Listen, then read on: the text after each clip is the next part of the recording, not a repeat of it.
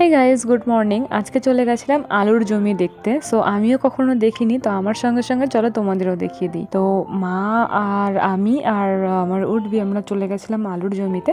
আর বাবা কিন্তু ওখানে আগে আগে থেকেই ছিল, অনেকটা কাজ ছিল বাকি, তো সেই কাজগুলো করছিল।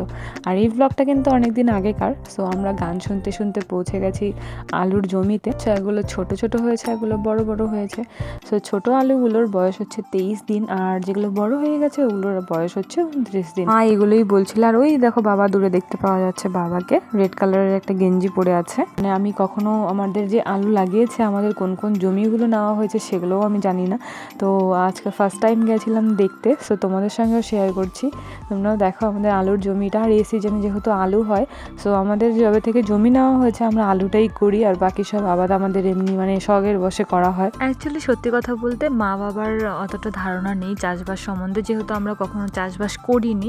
আমি ছোট থেকে বড় হয়েছি, চাষবাস করতে দেখিনি কখনো বাবা মাকে। আর গাইজ দেখো, এই যে এই দিকটা দেখাচ্ছি, এখানেও আমাদের একটা আলুর জমি আছে। কিছুক্ষণ পরে আমি তোমাদের ওখানেও নিয়ে যাব।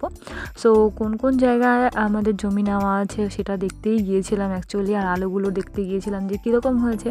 সো আমরা গিয়ে তো অনেক খুশি হয়ে গেছি। আর দেখতেই পারছো ওয়েদারটা দেখে, বেশি সকালে যাইনি বাট তবুও সকাল সকাল গিয়েছি। আর ওই 2-4 দিন আমাদের এখানে অনেক ঠান্ডা ছিল। তো বাবা তো অনেকটা আগে এসেছে, দেখতেই পাচ্ছ অনেকটা কাজও বাবার হয়ে গিয়েছে। আর এখানে অ্যাকচুয়ালি এখন একটু ডিফিকাল্ট টাইম যাচ্ছে, কারণ কিনা কোনো লোকজন পাওয়া যাচ্ছে না কাজ করার জন্য। তাই জন্য বাবাকে, যেহেতু বাবার দোকান খোলা ছিল না, সো বাবা বলছিল চলো আমি একটু গিয়ে কাজও করি। জমিতে কাজ করলে একটু এক্সারসাইজও হবে আর একটু মাটির সংস্পর্শেও আসা যাবে। আমরা সবসময় জুতো পরে থাকি, তো এটা কিন্তু একদমই স্বাস্থ্যের পক্ষে ভালো না। একটু মাটিতেও পা দিয়ে হাঁটা উচিত, মানে জুতো ছাড়া। সো দেখতে পাচ্ছ এই যে গাছ বাগানটার পেছনে অনেকটা কুয়াশা জমে রয়েছে, তার জন্য এই গাছ বাগানটার পেছনে কয়েকটা জমি পার করেই কিন্তু বাংলাদেশ বর্ডার। আনতে হতো। এত কুয়াশা পড়েছে বলেই কিন্তু বোঝা যাচ্ছে না, না হলে কিন্তু পারফেক্টলি ভিডিওতে আসতো। তো এখন আমরা যাব আর একটা জমি দেখতে। সো চলো তোমাদের নিয়ে যাই। ওই জমিটা আমিও কখনো মানে দেখিনি। আর বাবার কাজ এখনো অনেকটা বাকি রয়েছে। বাবার সেদিন আস্তে আস্তে একদম বিকেল হয়ে গিয়েছিল। তো দেখতেই পাচ্ছ এখন আমরা যাচ্ছি আর একটা জমি দেখতে।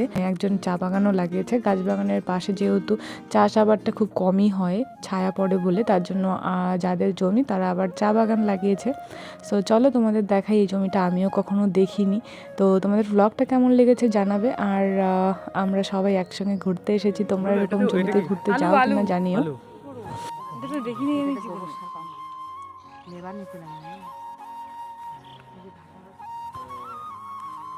এইটাকেই যত্ন করতে লাগবে এখন মা। না এটা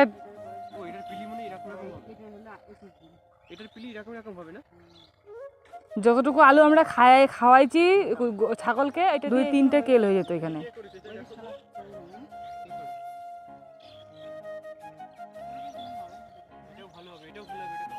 14 দিন, 21 দিন, 29 দিন, কালকে 28 বলেছ।